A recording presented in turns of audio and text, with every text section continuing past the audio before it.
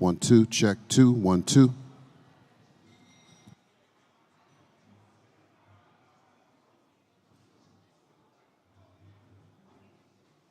Check 1, 2, 2, check.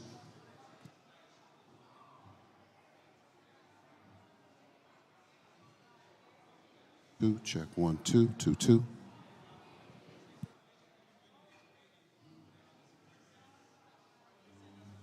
2, check 1, 2. Good.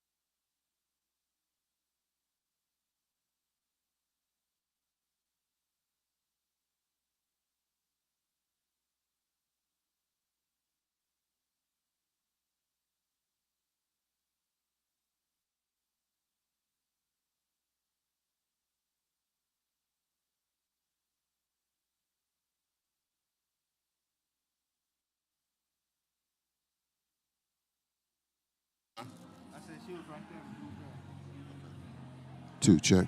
1, 2. 1, 2. Ladies and gentlemen, please make sure you pay your parking. Make sure you pay your parking. If not, you will be ticketed. If you parked in any of the lots on property, you have got to pay the meter or you will be ticketed. Thanks.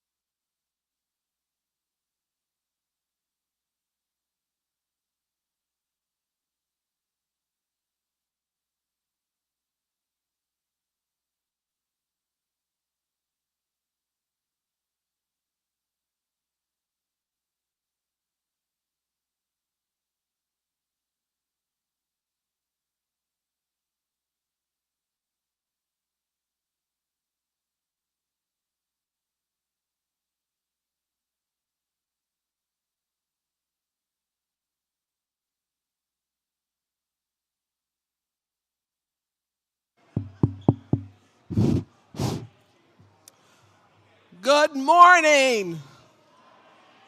All right, let's try that again. This is a labor room here. We know how to make some noise. Good morning.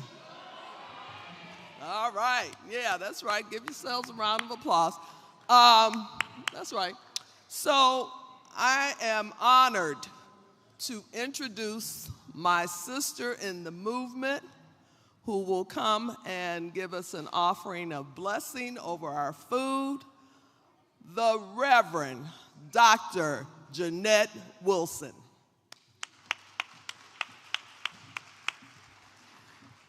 Good morning, everyone.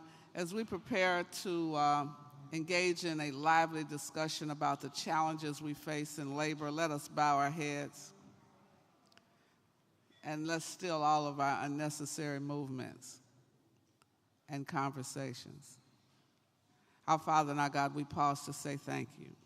Thank you for another day of life in the midst of the storms of violence and health challenges that many of us and our families have faced. God, we thank you for allowing us to live another day, to serve one more time, to touch your people in a very special way. We thank you for these labor leaders who are gathered here today, who fight every day for equity and parity, fight every day for people to have access to health care, for people to have benefits, to have a livable wage. God, we thank you for this labor breakfast. We thank you for the vision of our founder, the Reverend Jesse Jackson, and all the work he continues to put in the length and breadth of this country, shaping public policy.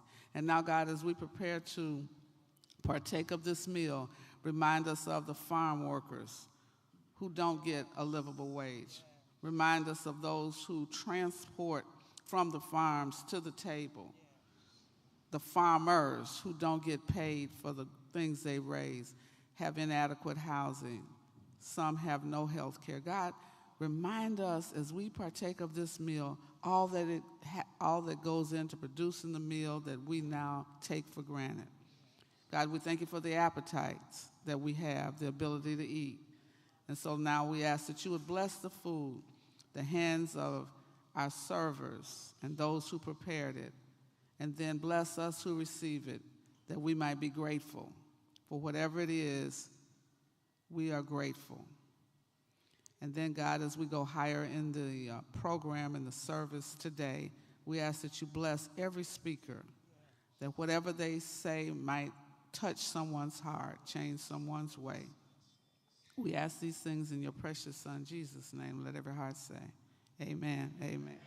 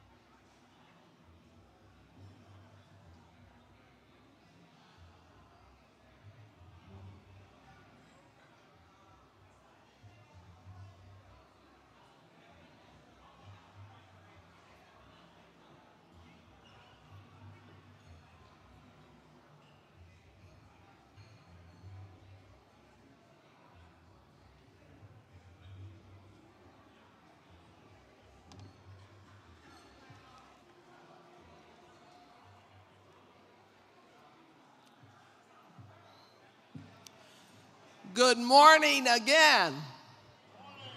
All right, we got some new faces in the place, so we need to hear from you as well. Good morning again. Very good, much better. So I'd like to introduce Carly Lewis. She has an oratorical presentation for us.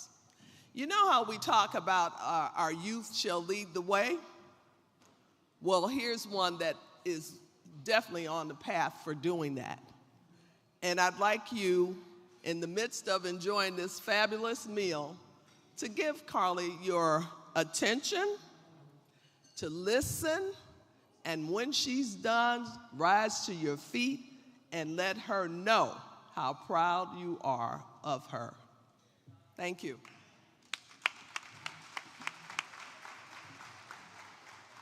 Good morning. Today, I will recite for you New Day's lyric by Amanda Gorman. May this be the day we come together. Mourning, we come to mend. Withered, we come to weather. Torn, we come to tend. Battered, we come to better. Tethered by this year of yearning, we are learning that though we weren't ready for this, we have been readied by this.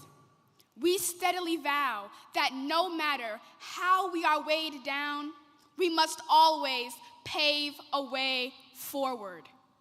This hope is our door, our portal. Even if we never get back to normal, someday we can venture beyond it, to leave the known and take the first steps. So let us not return to what was normal, but reach toward what is next. What was cursed, we will cure. What was plagued, we will prove pure. Those fortunes we forswore, now the future we foresee. Where we weren't aware, we're now awake. And those moments we missed are now the moments we make, the moments we meet. And our hearts, once altogether beaten, now altogether beat. Come, look up with kindness yet, for even solace can be sourced from sorrow. We remember not just for the sake of yesterday, but to take on tomorrow. We heed this old spirit in a new day's lyric. In our hearts, we hear it. For auld lang syne, my dear, for auld lang syne, be bold, sang time this year, be bold, sang time. For when you honor yesterday, tomorrow ye will find. Know what we fought, need not be forgot, nor for none. It binds us, defines us as one. Come over, join this day just begun. Thank you.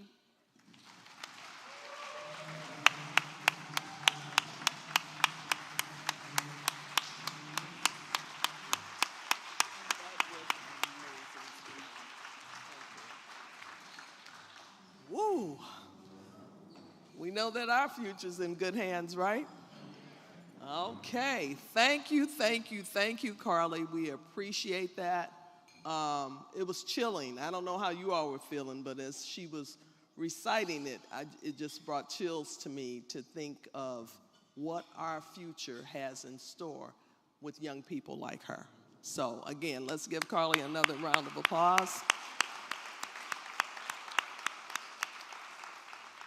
Now it gives me great honor to introduce a television personality, persona, who is just amazing. We talked about it a little while ago, and the fact that my TV stays on 7, and it doesn't leave it while she's on, okay?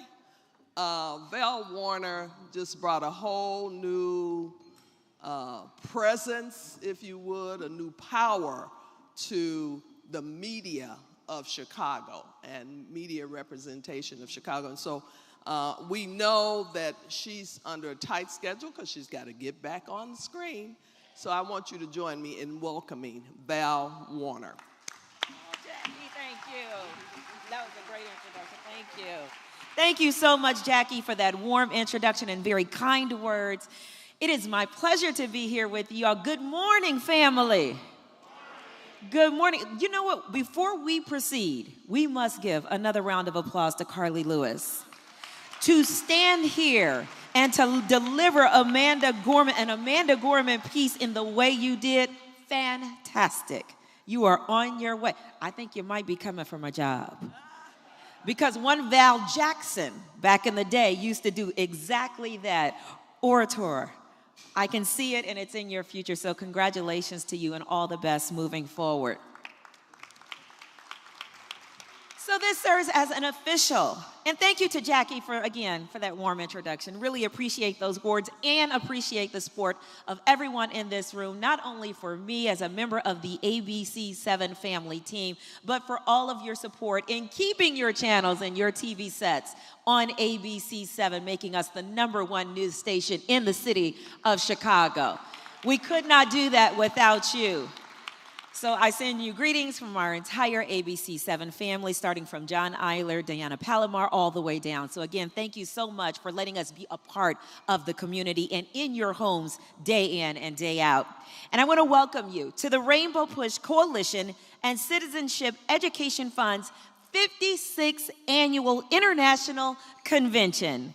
As you all know, officially, my name is Val Warner, and I will be your MC for a brief part of this program. As Jackie mentioned, I am in between newscasts, so I will be here for as much as I can, and then I will be going back to the station to do the 11 a.m. news. But it is really a pleasure to be here with you in person versus virtual events. Who is happy to be in person and with each other, looking eye to eye, versus sitting in front of a screen? We did that for 2 years, y'all.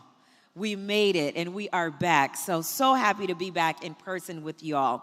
So please join me right now in welcoming the Labor Breakfast sponsor representative, Mr. Jared Evans. Mr. Jared Evans is Community Manager, Community and Business Development over at Chase. He's going to be providing greetings and remarks. He is a local ambassador for Chase, whose job is to build and nurture relationships with key community leaders, nonprofit partners, and also small businesses at the neighborhood level. And of course, Jared hosts financial health workshops, he facilitates nonprofit partnerships, and he offers community programs. He is helping to advance racial equity. Let's give Mr. Jared Evans, our sponsor and representative from Chase, a big round of applause as we welcome him to the stage.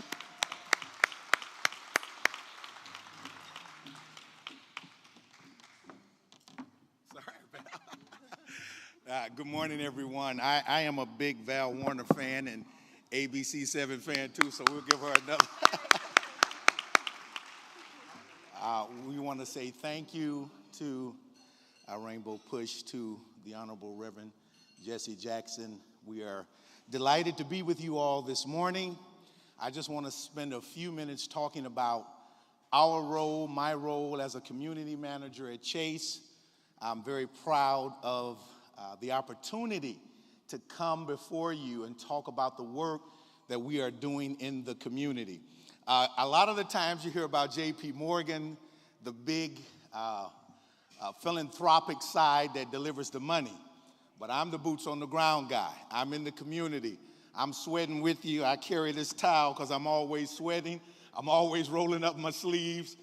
I'm a church PK kid, but I love what I do. I spent 23 years in the financial services industry at another bank that was blue, but now I bleed the right color blue. And I'm very proud of the fact that we can say, have you not heard about our $30 billion commitment in 2020 that talks and walks the walk of racial equality? And my role was conceived out of that $30 billion commitment that we're looking to spread out over the next 5 years, starting in October of 2020. And so there's 150 community managers like myself. There are 5 in Chicago covering all of the city. We've got a few more that we want to put in place. But really our role is to be proximate in the communities that we serve. We are to tie the tools and resources of our massive organization to the people. A lot of times the money goes out, but we don't know if it makes it down. It's our job to make certain that it makes it down through financial literacy, through training, through tying tools and resources, through working with many of the nonprofits and charities. I probably have 50 to 100 nonprofits that I work with, and I love them all. The work that we're doing, really, there isn't enough time in the day. So I'm very proud of where we are. I ask you to be patient with us. We're not done. We are just getting started. And I like to say this. We're going from what we used to be to what we can be. And I'm so proud that you've invited us here, and we're proud to be a supporter of this event today. Come and see us. There is one thing I will say. One last thing, Val. Do I have a couple of? All right. So I'm a church guy, so y'all know I'll take over this, but I don't want to do that. I don't want to preach.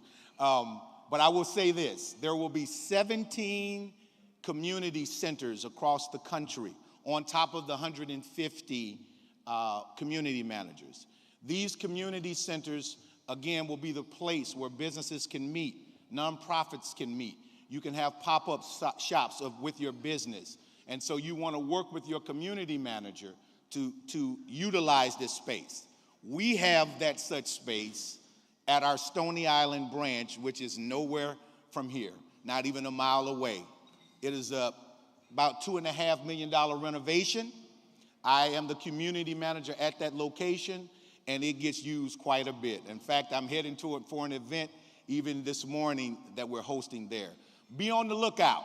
Ask for us. Look for us. I have a lot of peers that want to support you in the work, and we mean it from the bottom of our hearts. Thank you very, very much, and I look forward to seeing you out in the community. God bless you all.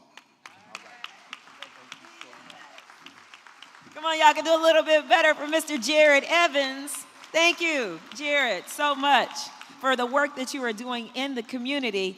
And I knew it. He said he was a big Val Warner fan, but guess what? We have something in common. We are both PKs. Soon as he opened his mouth, I said, oh, he's a preacher. He's a preacher, or he's related to a preacher. So that explains a lot. So Jared, again, thank you so much for being here, and make sure that you do check out those Chase branches not far from here. All right, we are going to continue. At this point, it gives me much pleasure to introduce the Honorable Reverend Jesse L. Jackson, Sr., President and needs no introduction, right? President and founder of Rainbow Push Coalition. Come on, y'all, stand to your feet for all that the work that the Reverend Jesse L. Jackson, Sr. has done, continues to do, and will do just by virtue of being here today to give a few brief remarks as our honoree today. Good morning. Good morning, everybody. Good morning. I'm a bit limited in some sense of mobility. Parkinson's. It has not stopped my thinking, my working, or my movement, frankly. Just you get a balance issue. So I struggle not to walk in ways that create an imbalance of fall. Also affects speaking. I was in the hospital this past August. Went there for take Jackie. Then had the shot. I had 2 shots at the time. So I said, just let me check you out as well. So I had the temperature issue. So I in the quarantine 6 to 8 days, and then lost the ability. It went down to my legs. So for 6 weeks I could not walk a step. Learning to walk all over again and talk all over again. So walking and talking was a message to me. Let me say to you, the workers of labor today, you are the people that carry the torch that make America great. There are a lot of things happening today that we must look at conceptually. One of them is, for example, Cleveland, Ohio is not the poorest urban city in America. Cleveland, Ohio. Plans to suburbanize. Corporation is suburbanizing, becoming monopolies. Your big investment firms start buying housing, suck profits out. There's profit machines. We have a housing project, investment firm taking over, and people, every apartment has mold in it, rats and roaches. And they've not been through it in 4 years. The British government exposed them on it. Also, suburbanization, monopoly. When big companies start buying news media, you're going to get corporate news reports. And they'll be cut short because of where they operate. We must resolve today the workers $15 an hour, is that right? Right, Jackie? $15 an hour? For starters, we will pass resolutions after luncheon. We support $15 an hour for workers because people should not work and be too poor to function at the same time. Inflation is tough, but better have a job being inflation than be unemployed with inflation. So we're going to fight for jobs, and we're going to fight for justice. This conference has been a very significant conference. We are meeting here at the East Coast Center as opposed to downtown hotel. Well, the hotel downtown is $250,000 when you walk in the door. This is going to be about 1/3 cheaper, maybe half cheaper, than being in the hotel. Magnificent. So when you say it's a nice place to meet,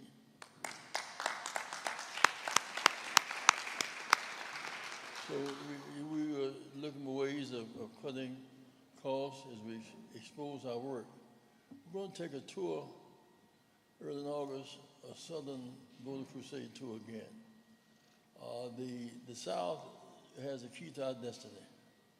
In many ways, Georgia's election helped save us from disasters in this period. Mississippi has more blacks than Georgia. Louisiana has more than Georgia. We must break the fear factor and the illiteracy factor. I remember the president, my grandmother was not going to vote for me. No, she didn't love me. She had never voted, never went to school, and she wanted somebody to ask her about citizenship questions downtown. So Mom and I had to take her downtown bodily to vote for us as president. She had marked an X. She couldn't spell her name. Now, a lot of people down south are still illiterate. We're doing two things. One, we're on making easy access to those who are illiterate. Also, high school seniors should come across stage with a diploma in one hand, voter card in the other. Yep. High school seniors, that's 3.3 million high school seniors. We're interested in having the right to serve on juries. Community colleges, we have a reason to mobilize them because if we win the Senate, they get free access to education. So we must talk about that which matters to us.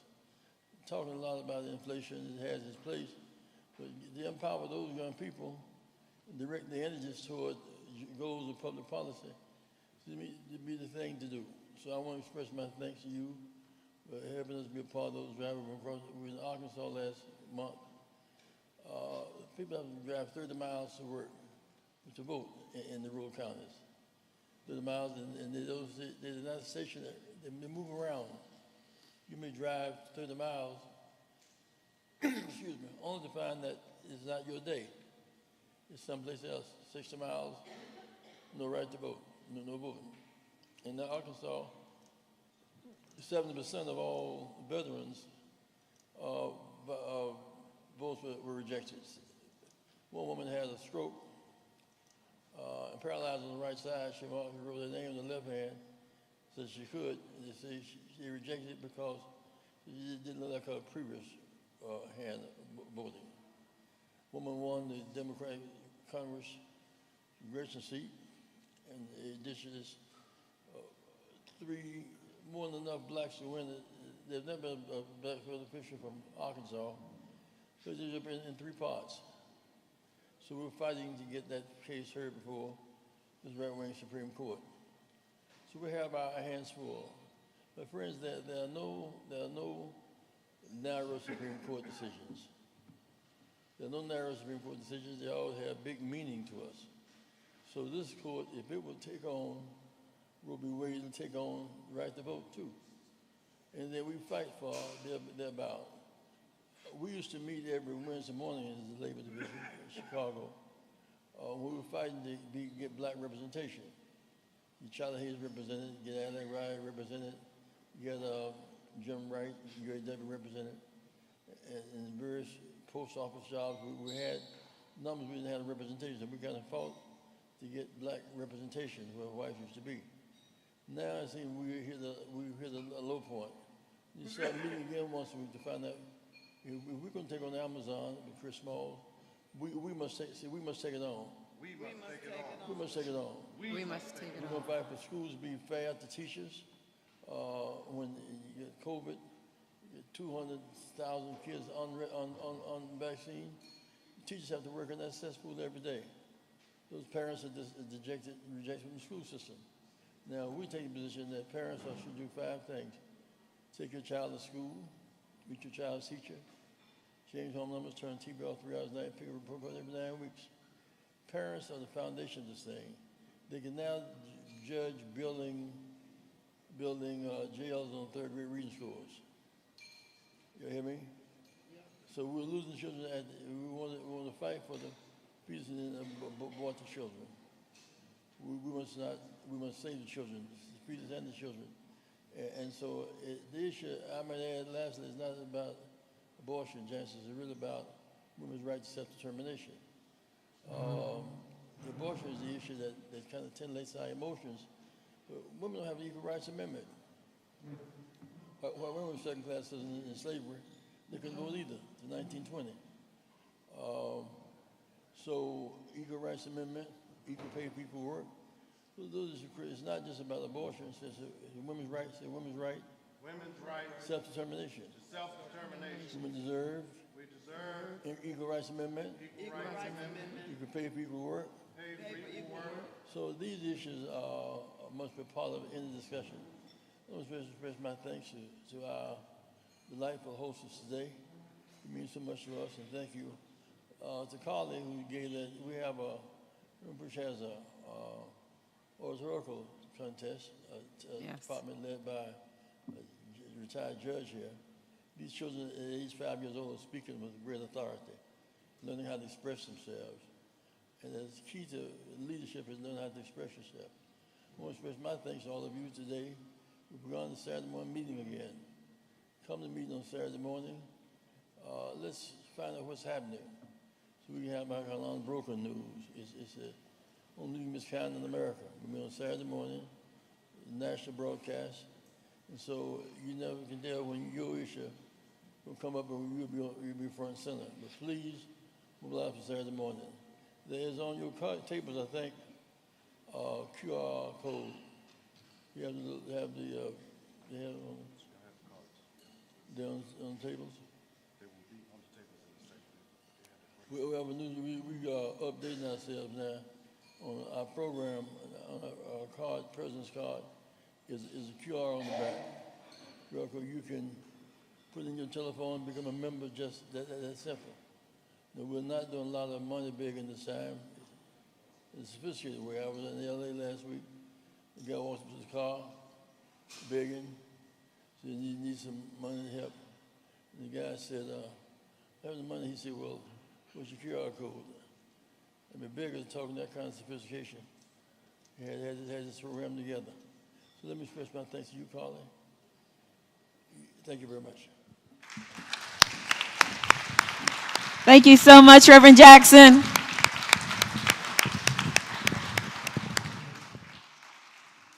At this time, we'd like to recognize our honoree for the day. Chris Smalls is president and founder of Amazon Labor Union. He is known as labor organizer for his role in leading Amazon workers in Staten Island to form a union. Chris, will you please come up and accept your award in your honor today? Chris Smalls, president and founder of Amazon Labor Union.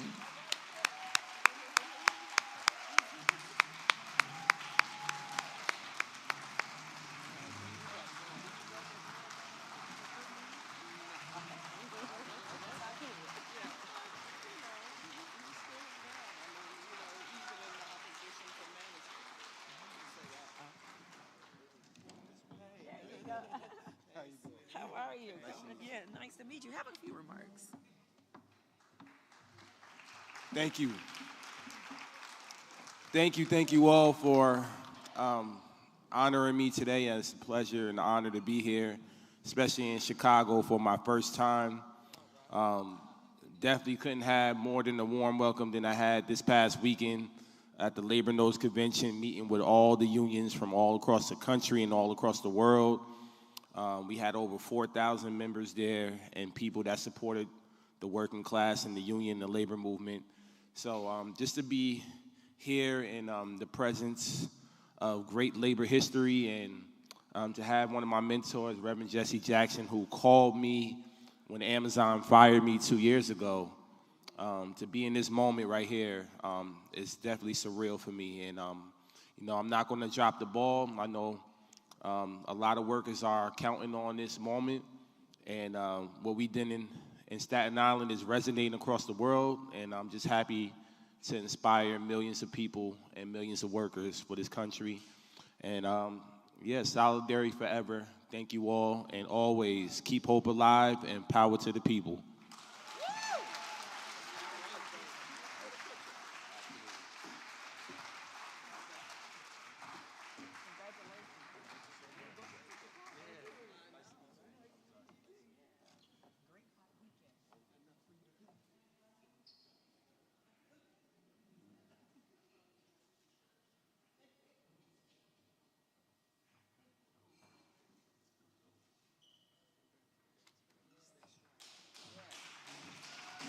Come on, y'all. Give Chris Smalls another round of applause. Standing his ground in the opposition of management. Keep hope alive and power to the people. And what a great weekend for him to be in Chicago for his very first time. We definitely brought the heat for you, Chris, so I hope you're enjoying it. And just to hear about you being here in the presence of your mentor has to be extremely special. So congratulations on your honor and all the work that you have done in the fight for workers against management. All right. Next up is probably what a lot of you are here for, too. This is the New Markets and Labor panel. Now, the moderator for this is no stranger. She's already been up here on this mic, holding it down all morning long. Of course, that is Jackie Algie, Vice President and Director of Community Relations at SEIU. And she works with faith-based congregations and senior residents throughout the state of Illinois and is an advocate for workers and for social justice. She really doesn't need any introduction. So let's welcome back to the podium Jackie Algie, who is going to lead this discussion with our panel this morning. I want to thank you so much again for having me. Jackie, it is all yours. Enlighten everyone.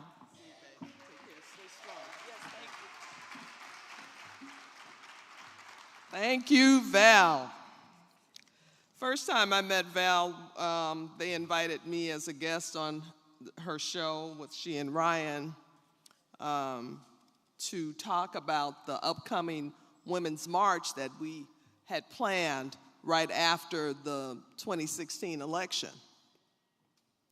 I knew then that she was somebody that I wanted to not only admire, but work with because she had the right sense about what was going on. She had the pulse of what was going on and why women took to the street and others took to the street that day and continue to take to the street for justice. So thank you, Val, again. Thank you.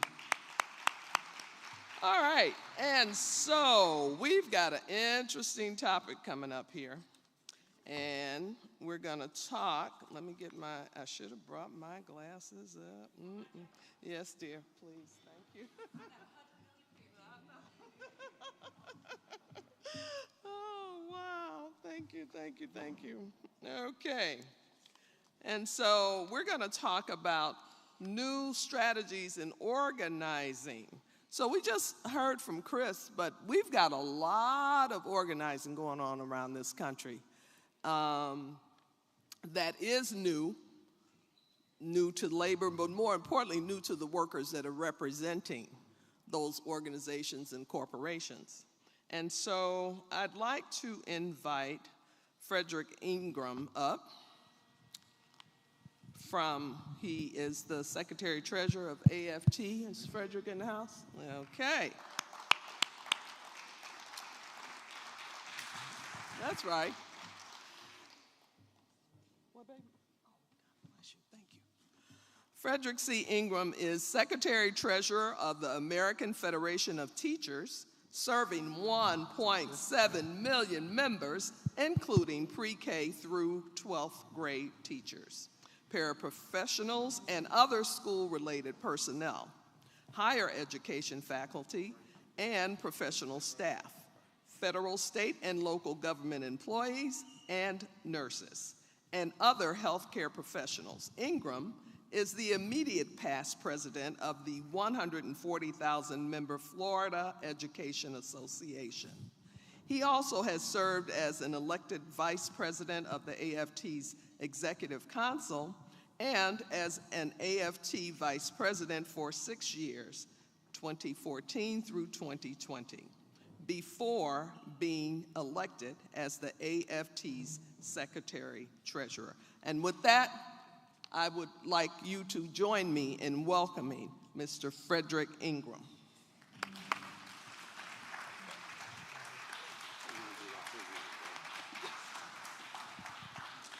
Good morning. They gave me this. Is this working? Very good. Can everybody hear me? You sure you can hear me? All right. I just want to make sure. So I have to make myself comfortable. I know this is not a union hall, but if I want you to repeat after me. When I say who's got the power, I want you to say we've got the power. Who's got the power? Who's got the power? Now, don't get it confused. I know we got our shirts and ties on. I know this is not my union hall, okay? But I want it a little bit louder than that, okay? When I say who's got the power, you say? Okay, if I say one day longer, then I know unionists would say what? One day stronger, right? So I say one day longer, one day longer, one day longer. Now, see, if I was in church like some of my good people right behind me, they say God is good and all the time. See, it is that link between African Americans and faith and civil rights and labor that has always been the connection of who we are, the people, the regular people, the people who put their axe to the wheel, the people who make sure that the wheels keep turning, that we keep building, that we put food on the shelves, that we mop the floors, that we teach our kids, that we do what we do in hospitals to keep people alive. That's what we do every day, and that's what the labor movement is about. This is not about having an organization or a fraternity or a club. This is about trying to help everyday people, your grandmother, your aunt, your uncle, the kid across the street be better than when they were yesterday, to help each family get better and generations get better every day. That's what we do in the labor movement, and that's what this representation is all about. So I want to first give a big round of applause to Push and a man who's meant so much to me from afar, Jesse Jackson. Let's give him another big round of applause. And so I would not be here if I could not say a little bit of history about AFT. As you know, we represent 1.7 million members in our K-12 public schools, in our colleges and universities, in public service, and in healthcare. But what you might not know about the AFT is it started right here in the Chi, in Chicago, because we have 3,500 locals, 3,500 locals that we represent all across the country. And Local 1 is represented by the Chicago Teachers Union. And we happen to have a fantastic young lady who has meant so much to me. She is our new president at CTU. Stacey Davis Gates, stand up and get a round of applause.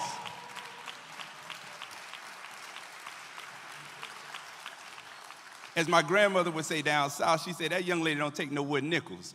She is an amazing force of nature, and I'm looking forward to the future at CTU, and I just wanted to give you a big shout out as I come before you. I represent you on behalf of Randy Weingarten, our president, our executive vice president, who is Evelyn DeJesus, and all of the AFT members who are working tirelessly every day to keep our kids alive, to keep them healthy, to get them strong, and to create the next type of America that we want to see.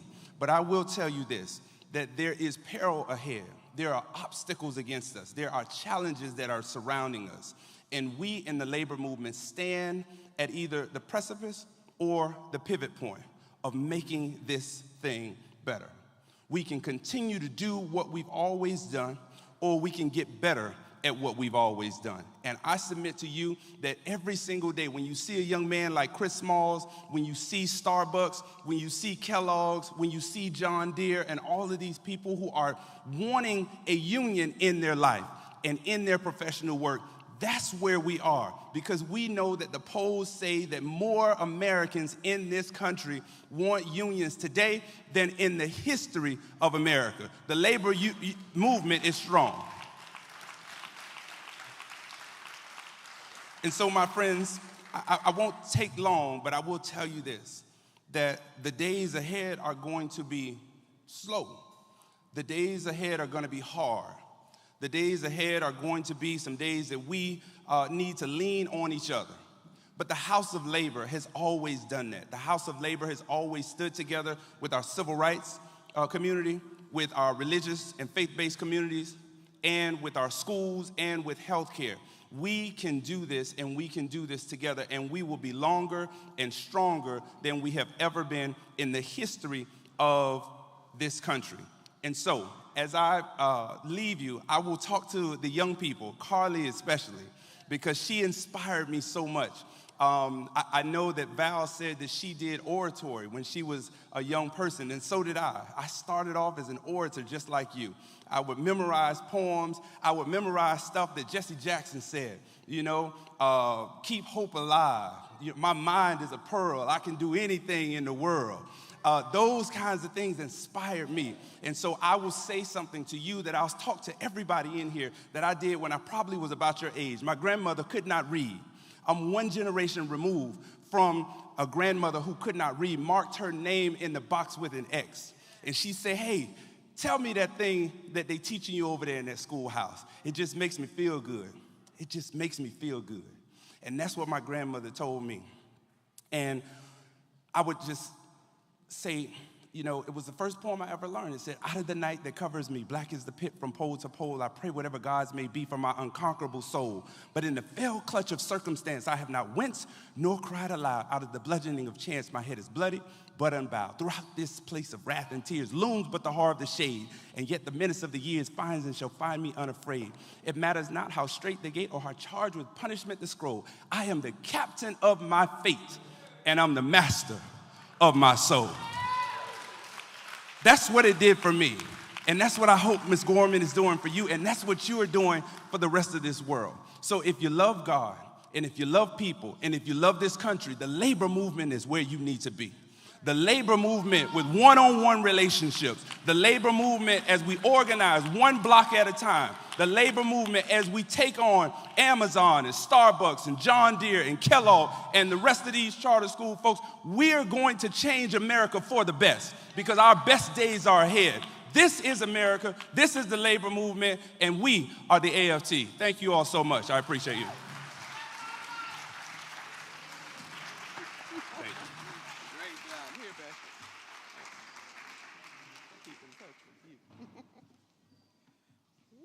We just went to church. Thank you so much, Frederick. That was awesome, awesome, awesome. And you can always tell the cloth that people are cut from because they bring it in their presence, right? You could feel it. When he talked about his grandmother, I thought about mine, and that's where you learn the values of the work that we do for the labor. That's where I learned it. My grandmother was a labor member. And she took me to the meetings with her. Every time I'd be like, I got to go again. Yeah, you got to go again because you need to know why we go and why it's important that we continue this fight. The next person I'd like to bring up is Isaac M. Goldburn. Is Isaac here? Hey, Isaac. Isaac is the assistant to the president of AFL-CIO International, and he serves as assistant to AFL-CIO President Liz Schuler, with a focus on affiliate union relations. A U.S. Army veteran and 29-year member of the bakery, confectionery, tobacco worker, and grain millers. Ooh, that's long. He has worked tirelessly inside and outside of the labor movement on racial justice, social justice, and equality, and relationship building for decades. Isaac served in key leadership roles with his local union, the Atlanta North Georgia Labor Council, and the Georgia State AFL-CIO. So I want you to please join me in welcoming Isaac. Boy, that was a mouthful. That was a mouthful. Good morning, everyone. Good morning, everyone. Wow, I'm so inspired and thankful to be here today. It's maybe a little unfortunate I'm following Fred, because, boy, he brought the house down. Did he? He did really good, and thank you.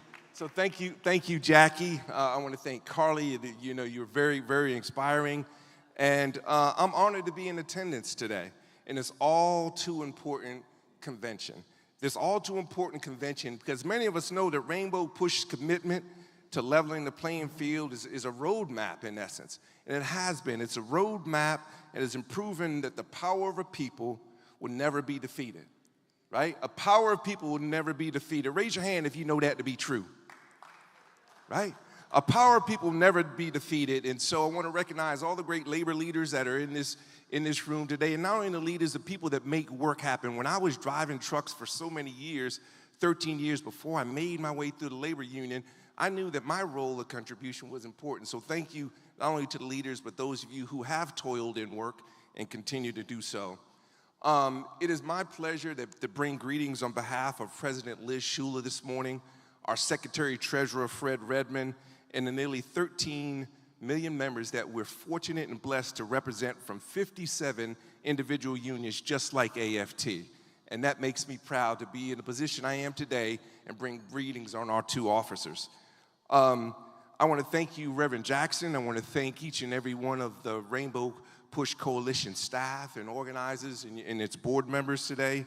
And it's not just putting this incredible work together, this incredible event together, but I want to thank you for the dignity and the freedom and equality that you fight for every day. It's our unified struggle, as Fed just mentioned, it's our unified struggle for economic justice that's especially critical. Critical right now. Right now, when we know that humanity and a basic right for sustainable wages and are under relentless attack. And it's our role, we feel, as the labor movement to work side by side, hand in hand with the civil rights and other parts of our community and allies to fight those attacks. The labor movement is proud to do so and to fight alongside of you at Rainbow Push. The labor movement has, for a long time, as Fred mentioned, been there. It's been there for the civil rights community, maybe not as much as we should. We're going to put our best foot forward, and we're going to move forward. We know that when we have a voice on the job, we can hold the powerful accountable. We get results. When we put our best foot forward collectively, we can fight for better wages, better benefits, better treatment, better lives for our communities. So we're in an incredible moment right now in labor history. Many of you know that just last year, 2021, there was a historic amount of labor protests and strikes, right? Everybody witnessed a lot of labor protests and strikes. Also, in 2021, many of you know that there was 40 million people who said, I quit. 40 million people said, I quit. I'm done. I don't have to take this anymore. It was, many coined it as the Great Resignation. And with a record, just months ago, with a record of 4.5 million job quits just in March of 2022 this year. 4.5 people this year in March said, I'm done. And that continues in full swing. Continues in full swing to the extent that there's been 153 strikes from January to May this year. 153 strikes, worker collectively taking action, compared to 78 strikes over the same period last year. That's more than double, and more than triple the number of workers stood up and walked off that job and standing from the outside looking in said, we ain't taking it no more, we deserve better, right? So on the heels of two incredibly tough, challenging years, people are fed up and people are fired up. And they're stepping up to organize across industries and throughout the economy, just as Chris and his peers did. They're standing up and fighting back. Everywhere from breweries to coffee shops, REI and Apple stores, stadiums and hospitals, universities, museums, cannabis industry, even in Capitol Hill, workers are standing up and fighting back. And we're in the midst of a reckoning for corporations that have far, far, far too long ignored the concerns of their workforce. Right? So at the AFL-CIO, we're going to capture this momentum of collective action that's building around us to propel the labor movement forward, propel and thrust us forward in trying new things, new tactics, new strategies, and we're going to think big. We got to, in order to do better, we got to do better, right? So in fact, many of you might be aware that just last week, the 2022 AFL-CIO convention in Philadelphia took place with a theme of building the movement to meet the moment, right? We know we can't do the same thing over and over and expect a different result. At this pivotal moment that we're in, the National AFL-CIO's plans is to build a movement to meet the moment. And I'm excited today to share with you a couple tangible, real next steps that will manifest the vision of the AFL-CIO leaders that was rolled out last week at our convention. First was the launch of the Center for Transformational Organizing, CTO, Center for Transformational Organizing, which will bring together the brightest organizers, technologies, and researchers. We will develop and implement scale powerful campaigns for unprecedented union growth. That's our plan, for unprecedented unit growth, by concentrating resources and coordinating and achieve the biggest wins for workers. The CTO will use the power of the entire U.S. labor movement and its 57 affiliates to work collectively to organize 1 million people within the next 10 years, 1 million people or more. And we're gonna make that happen as a collective. We're gonna make that happen. Secondly, we launched the Young Organizing Rising. The Young Organizing Rising. This initiative is an official AFL-CIO working group that's gonna have dedicated staff and is gonna build out the program and strategies to bring the young worker organizing and mobilizing to the core of the movement. Like many of you know, like I know, at the core of many, many movements are young people. Some would argue, if not all, and we're gonna harness that and bring the voice and the best thinking from the young folks through, younger people through our Young Organizer Rising, and we're gonna do that with the younger workers. Next, and I'm excited to share, that we're also launching a new partnership with Chris Gardner. How many people know Chris Gardner? I've heard of him, right? Chris Gardner, that's right, those stories you might know from the movie Pursuit of Happiness. Chris, through his Permission to Dream program, works with students across the country to improve graduation rates and create career pathways for high school students. That's what Chris's organization does. Students, which some choose to call from underserved communities, students like some of those found on the south and west sides of Chicago, all the way through the Mississippi River. Chris Gardner's organization creates those pathways. The AFL-CIO and Chris Gardner Foundation are gonna partner very close in a very focused way to create opportunities for students in urban and rural areas. Chris has welcomed us to plug into his network and promote apprenticeship programs and programs that earn while you learn as an alternative to college, and that's what we're gonna do through these apprenticeship programs. So these programs are just the start, and every day new industries and new technologies, new jobs are being created, sometimes leaving the feeling as though the ground is shifting beneath us. And it's through the AFL-CIO's Technology Institute that we see a future where unions can and should be the constant through that change. Unions could be the solid foundation people come back to for their next skill, to join the next big industry, to start the next chapter of their careers, or to continue to earn good wages. We need to make sure that working people are building the future before it gets built around us, right? We will continue to use our Tech Institute to help workers drive industry innovation so that innovation doesn't drive workers out of the very same industries that they build.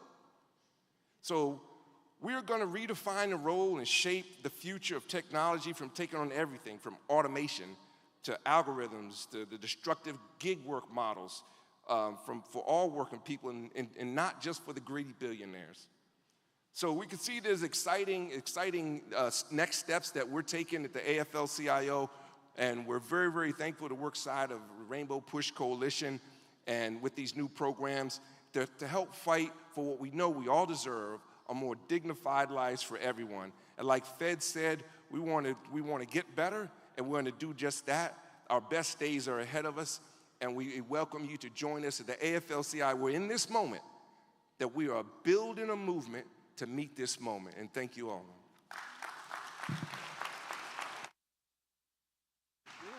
Here.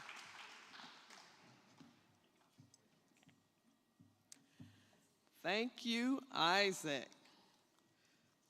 That was amazing. I don't know about you, but it just gave me a sense of hope for our future, you know? Yeah, that's right.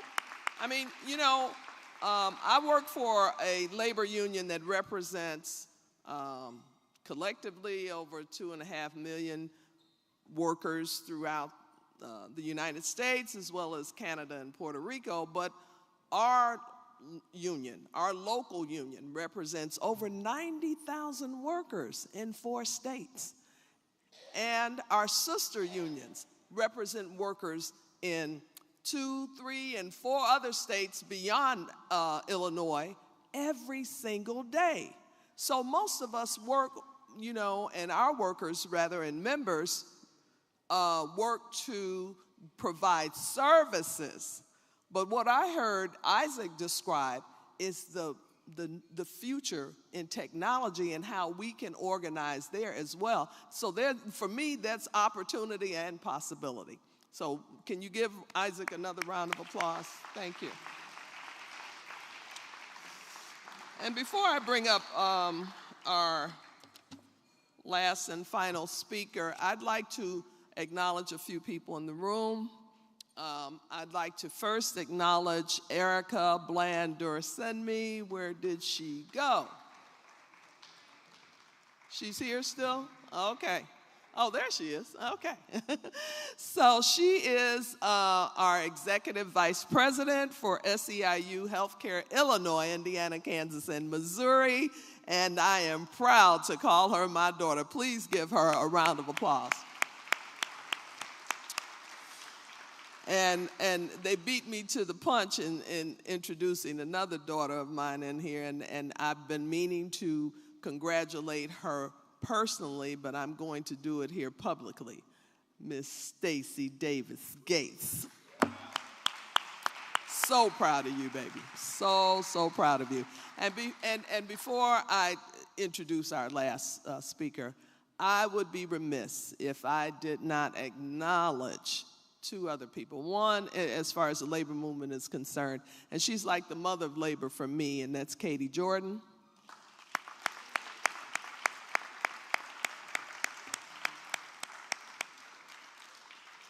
And finally, when I first started working with SEIU International back in 2003, I lived in Atlanta at the time. And I started working with this sister who is incredible. Me and her tore down some walls, and we built some fences too that needed to secure our folk. And that is none other than the attorney, Janice Mathis.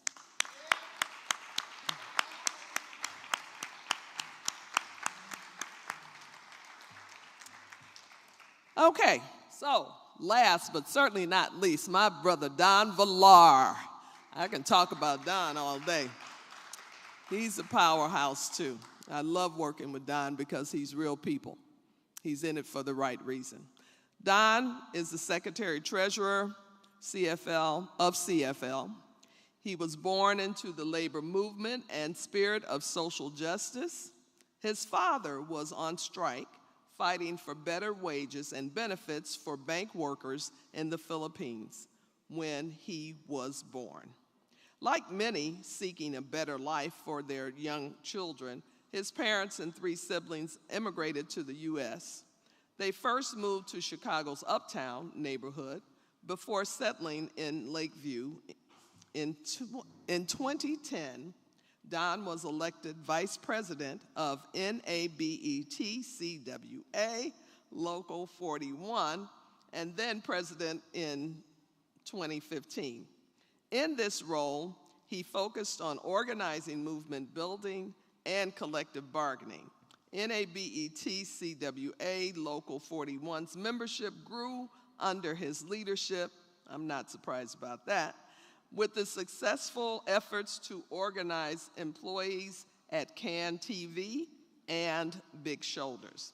He also worked hard to engage the members and build solidarity. And I'll tell you this, Don and I often end up in the same room for the same reason. And a couple weeks ago, we were with the DePaul University Labor Studies Program fundraiser and honoring different people that needed and deserved to be honored. Don spoke at that, and it's something that he said that stuck with me, and it really speaks to our topic today, and that is the new opportunities, the new horizons in labor. Don't count us out, because we're on the rise again. Don, please join us at this stage.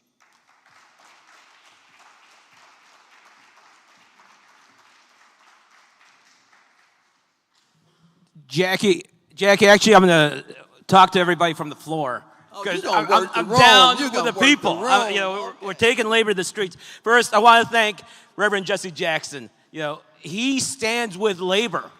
Think of how many picket lines that Reverend Jackson has walked with us. We had a Save the News. During the pandemic, news workers were getting beaten up, spit on. And Reverend Jesse Jackson came out to a press conference and a rally over by the Haymarket just to stand with protecting people who cover the news each and every day. So thank you, Reverend Jackson. And by the way, one more thing, I can't be remiss because my wife reminded me, by the way, in 2009, we were fighting to get two journalists who were in prison in North Korea freed, Una Lee and Laura Ling. And my wife had organized a peace vigil, and it's like, well, we need to get the word out. We need the folks to know more about what's going on. When Reverend Jesse Jackson showed up to our peace vigil, a week later, they were freed. If it wasn't for Reverend Jesse Jackson, those two women could still be in prison. So, and thank you, Reverend Jackson. Thank you for standing in the movement. Thank you for standing in the workers and the people in the city. We can't do it without you. And we got to remember the future, or the new opportunities. We can't forget the past. I see Clint Brown over there. 85 years ago, what happened? The first contract for the Brotherhood of Pullman sleeping car porters, the first black labor union. Again, opening up opportunities, bringing tens of thousands of people who are marginalized into the labor movement. Tens of thousands of workers, who were sort of shunned. Oh, they can't be in the labor movement because they're people of color. 85 years ago. 85 years ago. Think about that. That is not that far away, And 85 years ago, down the street from here, over at the steel mills, what happened there? 85 years ago, 10 people killed. 10 people killed because they wanted a union. They wanted the union. And 85 years ago, the labor movement, our union density was just in the single digits. And then 7%, 1937, only 7% of workers in the country belonged to a union. Guess what happened after 85 years ago? It grew. We went from 7% to 1 out of every 3 worker in this country belonged to the labor movement. And the labor movement and that power, that built the middle class, that pulled people from poverty, from destitute, and build communities. It built neighborhoods. It lifted up so many people. And that's what we got to do today. And what you're doing, Chris, lifting people who have been left behind, marginalized, pulling them up. That is amazing. And we need to spread that message. We need to spread that message because it's so important. And in Chicago, we're trying to do that as well. I want to recognize Janelle White and our worker centers. They're working with the temp workers. Did you know 500,000 people in Chicago are temp workers? They're temp workers. They don't have the same rights that you and I have as regular workers. They're marginalized, they're abused, they're discriminated against. Black and brown temp workers face a higher level of discrimination and abuse than everybody else. And they're marginalized and they're left behind and they don't have the same amount of rights that we do. And the work that Janelle's doing in trying to lift up temp workers, it's so vital. And also, I'm not sure if China Hampton's still here, Hire 360. You know, we have to organize top down, bottom up, and sideways. Hire 360, and again, another effort to bring people who've been left behind into the labor movement. The work they do to bring underserved communities, getting them into the trades, getting them into the union jobs where they could make a fulfilling, a meaningful living. That is what we're doing in Chicago. And one of the facts is like 16 minority contractors who were not union before, when they went through Hire 60, they became union, and they grew their businesses from just a couple $100,000 to millions of dollars because of labor's engagement in bringing up people who've been left behind. We got to keep doing that. And all that work, and just echoing what Isaac said, we have to pull everybody together. Look, in Chicago, we're at 16% union density, 17%. So 1 out of every 5 workers. But that's because of the public. We have our CTU, love the CTU, and our teachers union and our public sector union. They're the backbone right now of the labor movement. But in the private sector, we need to lift up the private sector union as well. And that's where we come. And that's what, you know, organizing Amazon, organizing Starbucks, organizing people who've been left behind, organizing our temp workers, folks who've been left behind. And, you know, if we, the other tidbit is, you know, one out of three families in Illinois are either in poverty or a missed paycheck from poverty. And the other third are just barely making it. So think about it, 2/3 of the people we know are struggling. 2/3. That's our family, our friends, our neighbors. So there's so much work we could do. And we could lift up so many people by organizing, by joining the union, by demanding better wages, hours and working conditions, and benefits, right? And lifting up. And the other thing is that, you know, when we do that, we could improve our communities. By the way, this Friday we're having a press conference to roll out our anti-violence statement. You know, labor working together. 500,000 union members across Chicago and Cook County. 500,000 members. We're all connected, whether, regardless of your religion, your race, or anything. We are all connected. We live in these neighborhoods where violence is happening. We need to come together to demand peace. And that's so vital because, think about it, all of our workers, when we go to work, when families go to work, they worry about what's going on with their kids. Work is hard enough, right? Working is hard enough that, you know, that you're at work, you're worried about what's going to happen to your kids back at home. So we need to work together in the labor movement, work with community, work with everybody to improve our communities, to bring safety, to bring peace in our neighborhoods. But we also, remember, peace, you can't have peace without justice. And we need social justice. We need to correct a lot of the injustices that have happened in the past. And we all know there's been so much injustice in this city. And we got to work to fix that. And also in our world, we have to work at that. And that's what we're doing. I want to recognize Keith Richardson. Oh, he's the chair of the CFL Civil Rights and Human Relations Committee for all his work on the anti-violence, the peace initiative. So, so there's a lot of work. There's a lot of work in the labor movement. There's a lot of work in the CFL. Isaac, you know, mentioned it. We are building the movement to meet the moment. The moment is now. The numbers I just told you, it's so important. People are struggling. Workers are struggling. People are being left behind. If we want to improve our world, improve our city, improve our neighborhoods, we have to work together, and we have to build this movement. And the movement is everybody. It's working with Reverend Jackson and Operation Push and so many community groups that care, that want to build a better world and want to make the world a better place. So thank you, and Jackie, where are you at?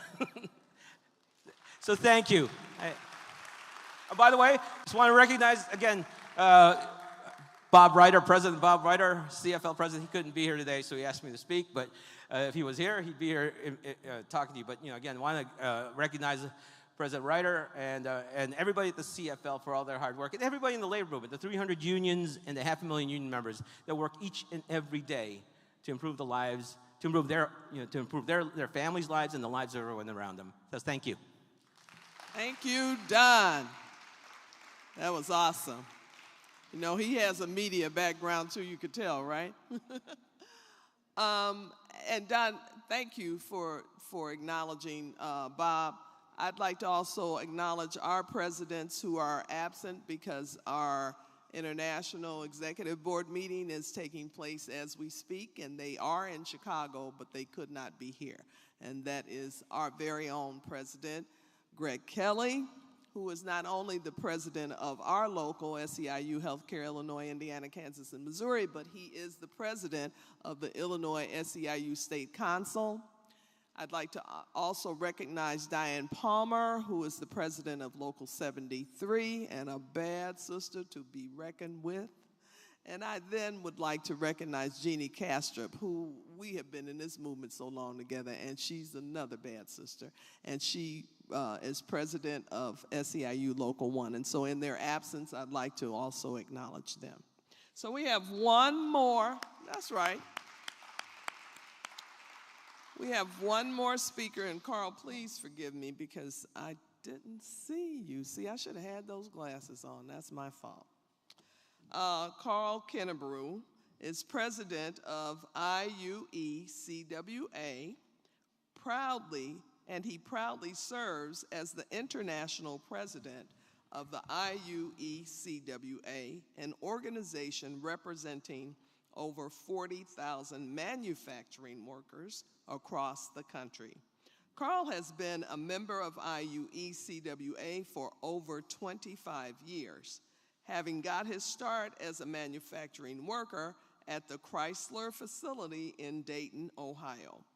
He was elected at the first African-American national president as the first African-American national president of Iuecwa in 2019 and serves as vice president on the National Executive Board of the Communications Workers of America. Now, who doesn't know CWA in here?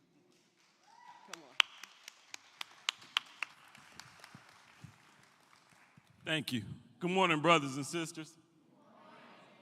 First of all, before I do anything else, I'd just like you all to stand for a minute, please, if you don't mind. And I'd like you to give yourselves a hand.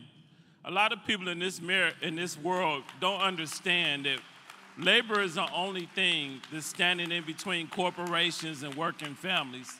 And we're the only representative that they have. And no matter what our density is, they continue to attack us because they know that we're the ones that's going to stand up and fight. So again, thank each and every one of you for the jobs that you do every day. I'd also like to thank Reverend Jackson and the Rainbow Push Coalition leadership for the invitation to speak here today. I won't be before you long. I've only got about an hour worth of comments, and so then we should be able to get out of here. I'm kidding. As National President of Iuecwa, I share in your vision of an inclusive democracy, a fair economy with good jobs, and a healthy environment for everyone. A country where the playing field is level for all people, and that they have a quality education and a living wage. The unfortunate thing is that we're still fighting about this. I was raised by my great-grandmother because my mother had me at 17. She was a postal worker. And what I didn't know is I was raised in the house of an activist. While other kids were outside playing basketball and football, I was at PTA meetings and rallies. I was named after Carl Stokes. I'm from Cleveland, Ohio. And so civil rights and labor is in my blood. And I'm sure that my great-grandmother did not envision in 2022 that any of us would still be standing here saying that we're the first of anything. We've come a long way, but we got a long way to go. And so one of the biggest problems I see right now, I've mentored in school for over 20 years, is that a lot of these young kids are giving up before they even get out of high school. They don't see a future for themselves. A lot of them aren't going to college or their parents can't afford it. And so they feel defeated before they even make it to the 10th grade. And so we have to create an avenue for them. And that's how we level the playing field. That's what the new organizing looks like. And so we've partnered with a school in Dayton, Ohio, and we have a manufacturing class that kids can take. When they graduate from that class, they are able to work to get their journeyman's card, and we have jobs waiting for them at over 15 facilities in Dayton, Ohio. We have to continue to build the apprenticeship programs that they've taken out of schools and create a pipeline for good-paying union jobs across this country. We're also investing in the leadership of unrepresented workers in our union through our Women's Diversity and Mentorship Program. Because all of you, if you'll be honest, one of the other problems that we have, the people that are coming into our organizations don't know anything about unions. They think that these companies are giving them weekends, that these companies are giving them benefits, that these companies are giving them overtime. They don't know that somebody died for them to have that, that people stood out in the cold for them to have that. And then they look at unions and say that it's our fault when the company doesn't want to give it to them anymore. So we have to educate them, because the other thing that they took out of schools after they took out apprenticeship programs was the history of labor. And they want to rewrite history, but we're going to take that pen away and write it the way that it should be. We're teaching our political education classes to our members, helping them connect experiences as working class people to the system of oppression that they face in concrete ways that can build worker power. Union membership is strongly correlated with quality health benefits, living wages, and lower joblessness. And communities with high union density enjoy better health and a higher standard of living. And if we're going to level this playing field, we must continue to organize and bring the benefits of union membership to all Americans. I want to thank Chris again for what you're doing, because it takes a brave person to step up and do that. These aren't jobs that anybody signs up for unless you're crazy, and we just happen to have a room full of crazy people. Because they're thankless jobs. They're times away from your family. There is no clocking out. There is no weekends. So you have to want it in here. And I think this is the man that feels that way, and I thank you for that. The first step in running a successful organizing campaign, which is very difficult in this country right now, is with the labor laws that we have and employers that lie about unions, threaten to close facilities, and fire union-supporting employees. We have large corporations like GE, Amazon, and Apple who have successfully lobbied and donated money to politicians to suppress union organizing and union strength. But let's be clear. The only reason for right to work is to destroy unions and to continue to destroy the middle class and working families, because as I said, unions are the only ones that are going to level this playing field. And along with these pro-corporate news media and corporate special interests, they've used these dog whistle politics and fear-mongering to convince many American working people to vote against their own interests. We have to educate them. So how do we organize in a country where labor laws enforcement is weak? We mobilize people. We build coalitions like this one. And we use public opinion to sway corporations. They may not care about their workers, but they care about that brand. For several years, Iuecwa has been putting pressure on companies through public campaigns, which has recently resulted in a historic community benefits agreement with a company called New Flyer. It's a company which manufactures buses and trains for many cities around the country. And this historic agreement includes a neutrality on the part of the company and a card check agreement that allows us to unionize without NLRB elections. Yes, I wrote that right. That agreement is the kind of agreement that levels our playing field. And we must make certain that our tax dollars are being spent on union labor with an emphasis on economic and social justice. Every year, our tax dollars purchase trillions of goods through city, states, and the federal government, tax dollars that should be used to be purchasing goods made in the United States by union companies making a fair wage. But that's not the situation that we have right now. And if this pandemic didn't show us anything, it showed us why things should be made here in America. It's sad to me to know that we can't feed babies, that we don't have women's products, that the necessities that we have are not here because they're not made in this country. We recently fought to keep GE from closing the very last American-made light bulb manufacturer in the United States. And they decided to close it anyway. So now we don't even have light bulbs made here. Now what happens when we have a discrepancy with another country, and then after 7 p.m., I guess we'll just sit in the dark? And they don't see that as a problem, but I do.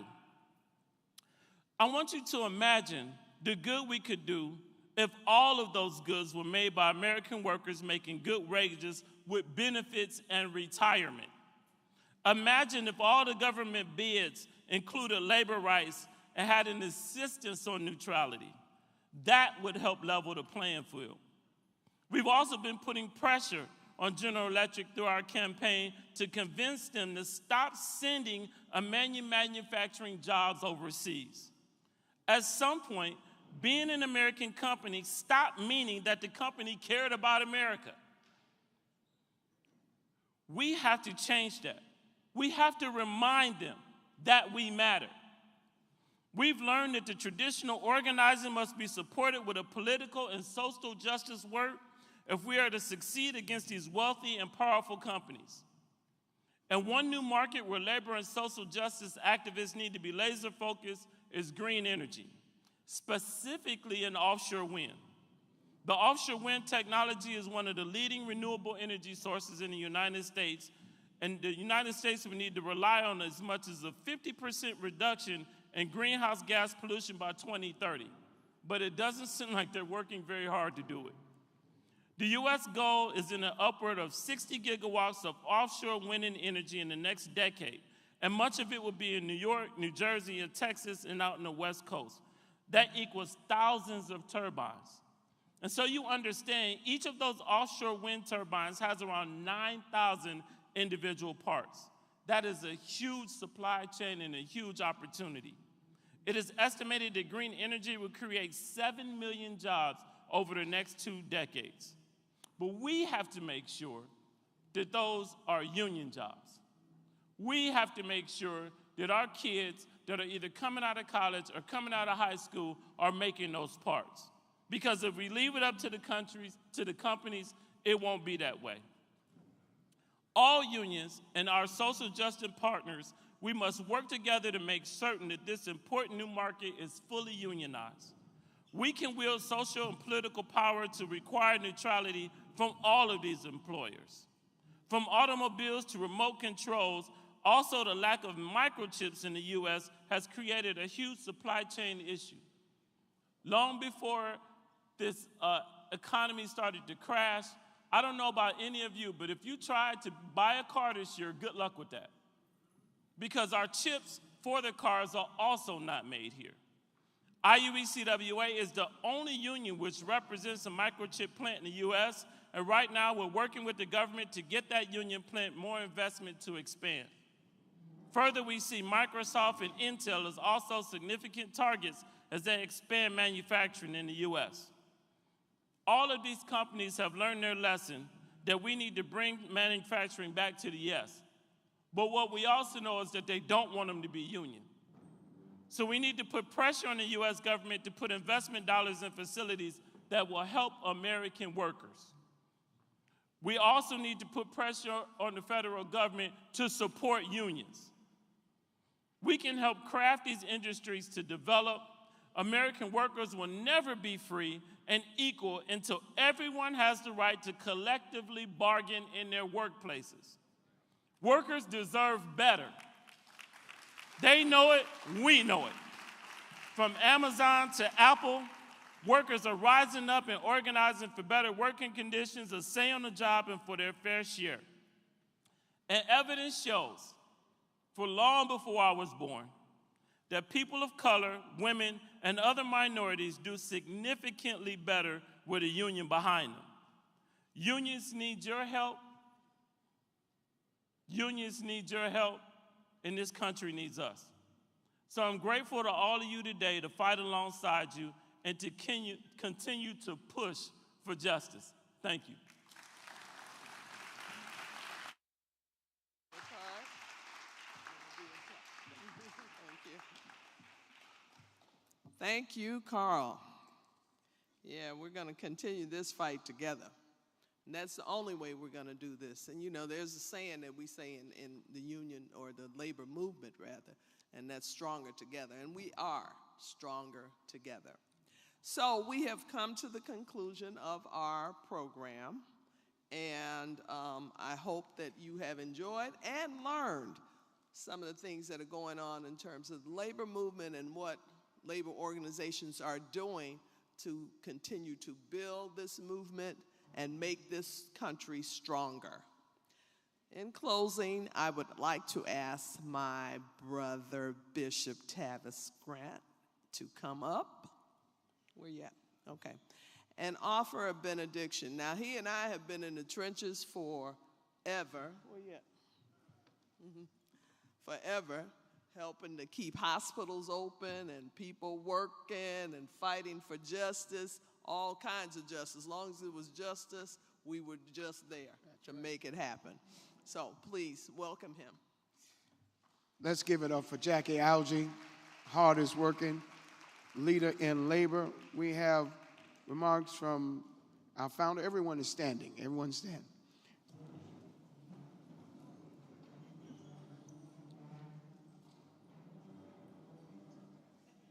Remarks from, let's give it up for our founder and president, Reverend Jesse Jackson.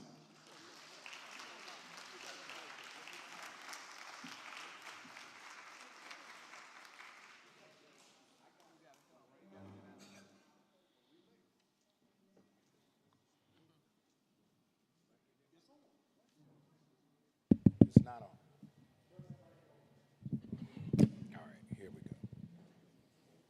Hello. Sit down just a minute, please. And we'll pray about it. Information that Kennebrew shared today, significant information, except most of us don't have it. We're operating in silos again. When we get blacks here, the postal workers and food commercial workers and stuff like that, we have a sense of racial injustice. Now the ground is shifted. Many of us are representing unions, but the ground is shifted. They're going into southern states, right-to-work laws. They're going into suburbs where they have huge shift breaks. They're going offshore. So we have a new challenge before us in terms of the union organizing. I did that to many temp workers in Chicago. The backbone of the Chicago machine was temp workers. If you were a worker for the city, a garbage worker, police, or anything, you were working temporary. I mean, at election time, they put blacks over blacks to suppress us. If you didn't toe the line, you get your window broke, don't have a yard sign in your yard to take us out. We've been through that stuff before. Now, we used to meet, I'm going to say it again, on Tuesday morning, Wednesday morning at the packing house, there was a meeting at Rainbow Push. We should start meeting again weekly, not just at convention time. Because the information you have, Carl, we don't have the information. We share the information with other people. And we're organizing 1,000 churches. Churches must be able to disseminate the information. They don't have to, you can't separate religion from the workers' right to make a living wage, have the benefits, tithe, and all this stuff to go to the church. So we're organizing 1,000 churches. We're organizing workers, unions, and we must teach labor in high school. I was a kid running Rio Soccer. Now, what do I know about a labor union in the union suppressing town? Well, I know about the Japanese being in the internment camps in the Second World War. I'm over in South Carolina. We must teach each other what's happening. You know what I'm saying, guys? We must build a coalition, and Chicago is a centerpiece, organizing unions. Everything comes to Chicago, east to west, west to east, north to south, south to north. So we have an opportunity here to do something different in terms of organizing, basic organizing. We should, and Jackie, you determine what day we're going to meet. We should meet every week as a part of our standard operating, because all these strikes, we don't know half the time when the strikes are taking place, what the issues are. We're coming after the fact, and we should be a part of the origin of those struggles. Let me say this to you in closing. Also, my son, hopefully the next congressman from 1st District, Jonathan.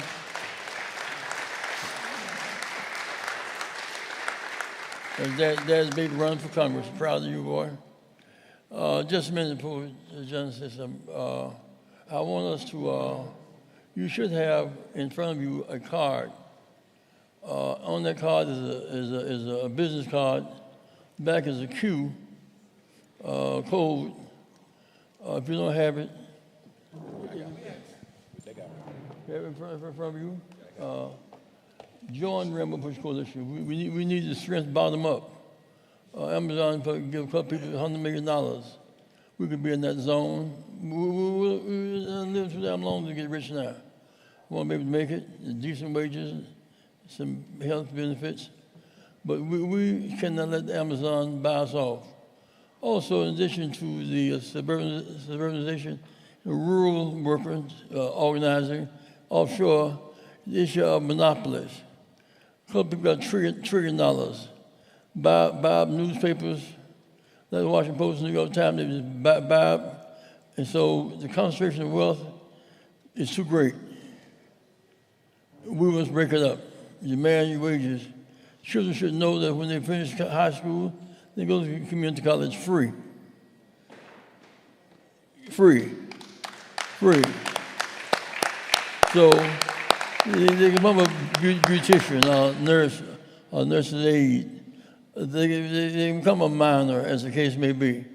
So we must be about the business of that. Today at noontime, women's luncheon. Women, please stick around for luncheon.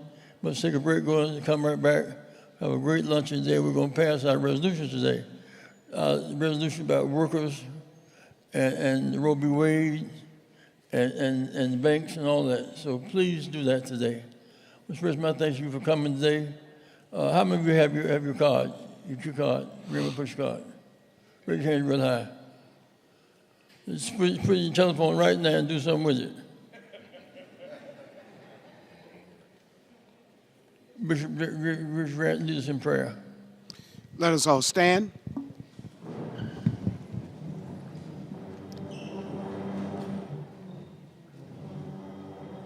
Our Father and God, we thank you for the ability to work and the cause of labor. We ask that you would give us the faith, the strength and wherewithal to serve our communities and serve humanity.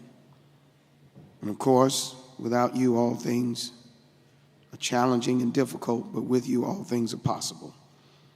So we honor your presence and this opportunity to serve. In your name we pray. Amen. Thank you very much. Any additional information you want, go to rainbowpush.org. Please, if you could leave this room and evacuate this room as soon as possible.